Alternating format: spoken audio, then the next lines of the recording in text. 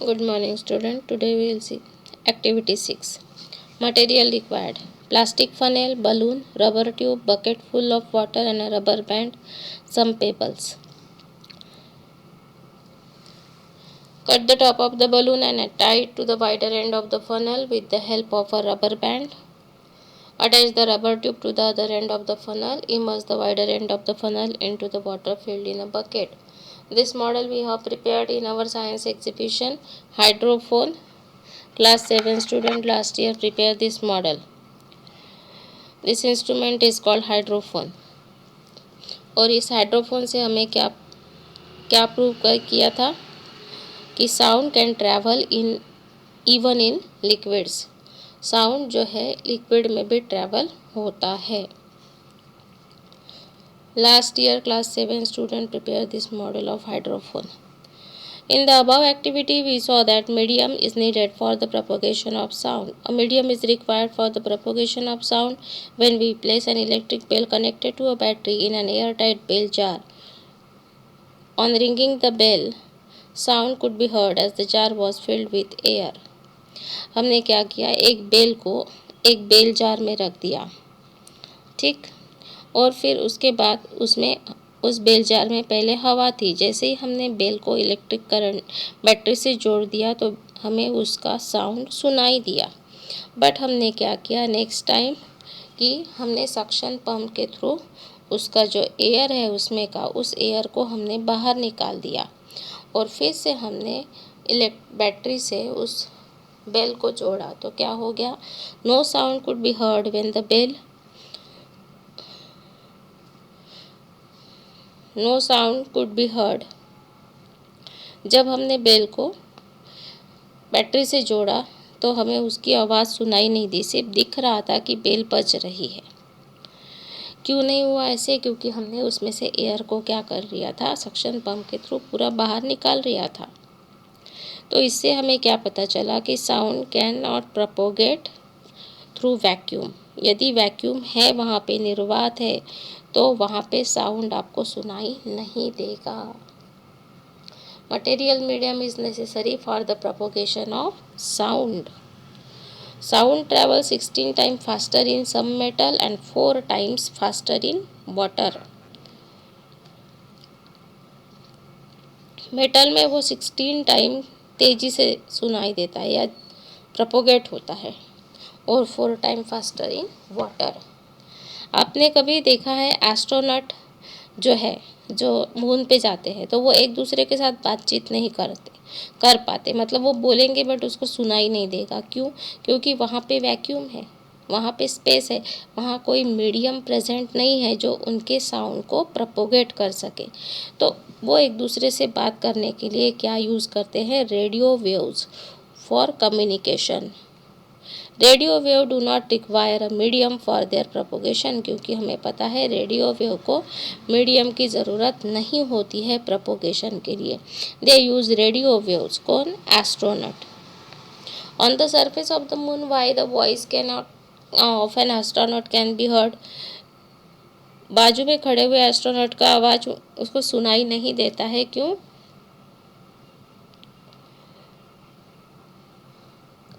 क्योंकि on the moon there is almost no atmosphere. Answer number 1. Who was the first to suggest that medium is needed for the propagation of sound? मैंने earlier video में scientist का नाम बताया है, आप इसका लिखोगे answer. How do we hear sound. हम आवाज़ कैसे सुनते हैं. Sound reaches our ear through a medium. From the ear it reaches our brain as signal and then we hear the sound. कानों से हमारे क्या होता है, मीडियम के पहले एयर मीडियम से हमारे कान तक वो वेव्स आती है और फिर वो ईयर से मैसेज जाता है ब्रेन तक और हमें फिर आवाज़ सुनाई देता है. आपके ईयर जो है या हमारा ह्यूमन ईयर जो है consist of 3 main part. Outer ear, middle ear and inner ear. हमारे ईयर के 3 पार्ट होते हैं, outer, middle and inner. Sound coming from outside gets transmitted from outer ear to the middle ear. Vibrations of the diaphragm present in the middle ear are propagated to the inner ear. Middle ear में क्या present है? Diaphragm, पर्दा एक present है जो vibrate होता है और वो मैसेज इनर ईयर तक जाता है. The audio nerves present in the ear send this vibration to the brain in the form of signal. और जो ऑडियो नर्व्स है, ऑडियो का मतलब साउंड, जो साउंड नर्व्स है वो क्या करती है? वो उस वाइब्रेशन को सेंस करती है, डिटेक्ट करती है और उसका मैसेज हमारे ब्रेन तक सिग्नल के रूप में पहुंचता है. Ear is a very sensitive organ. आँख के जैसा ही हमारा ईयर भी एक सेंसिटिव ऑर्गन है. We should take proper care of our ears. We should not insert anything that can damage the diaphragm in our ear. The damage to the diaphragm में even make a human being डिफ.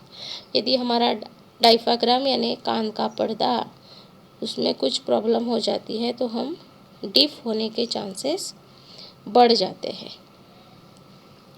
ये आपका outer ear है. Here is the diaphragm, जहाँ से क्या होते हैं? Sound waves vibrate होते हैं और फिर ये सिग्नल जाता है आपके इनर ईयर को. Transferring of sound from ear to the brain. Audible and inaudible sound.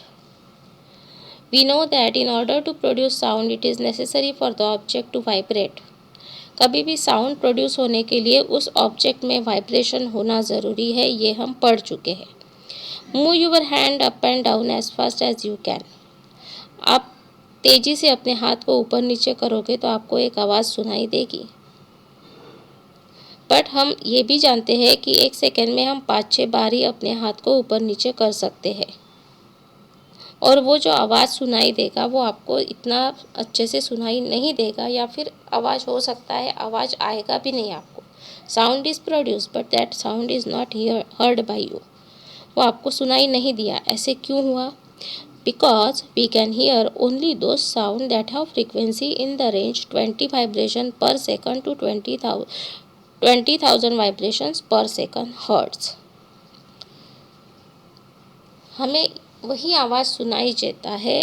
उनकी फ्रीक्वेंसी, उस साउंड की फ्रीक्वेंसी उसके लिए कितनी होनी चाहिए? 20 वाइब्रेशंस पर सेकंड. 1 सेकंड में 20 वाइब्रेशंस हो या फिर 20 से 20,000 वाइब्रेशंस पर सेकेंड की आवाज़ हमें सुनाई देती है. The sound which can be heard by our ears are called audible frequencies. और जो आवाज़ हमें कान से सुनाई देती है वो साउंड, आवाज़, उस साउंड की फ्रीक्वेंसी को हम क्या बोलते हैं? Audible frequencies. कितनी है फिर वो?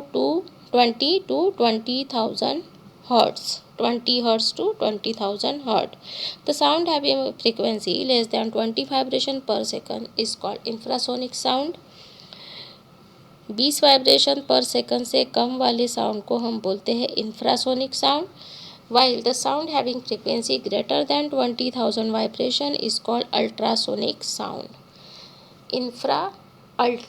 इंफ्रा मतलब less than 20 vibration per second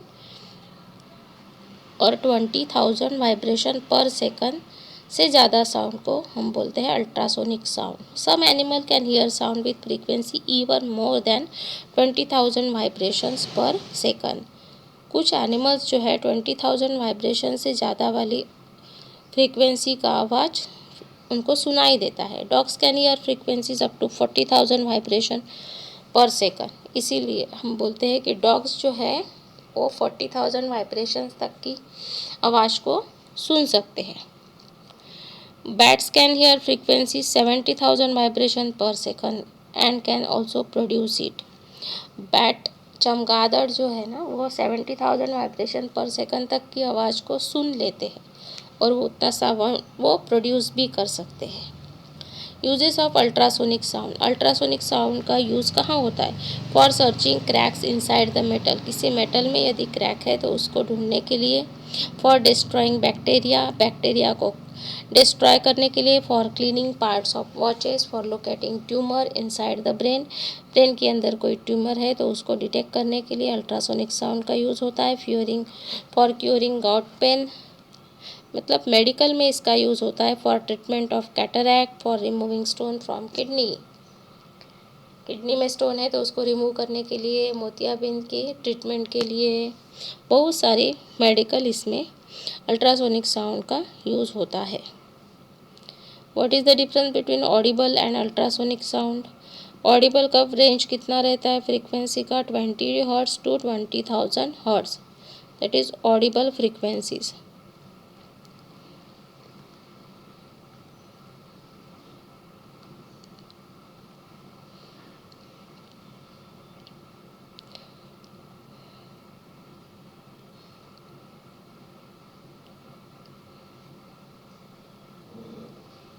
And the sound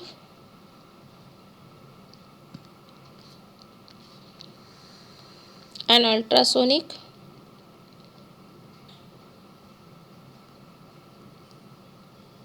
the sound having frequency ultrasonic sound. Answer number 1.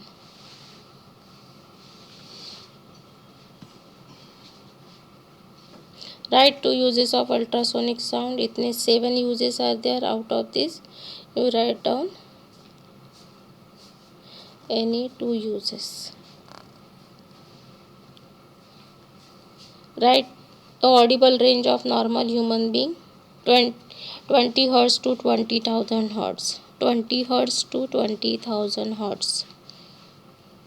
Write down answers of this question in your copy. Thank you.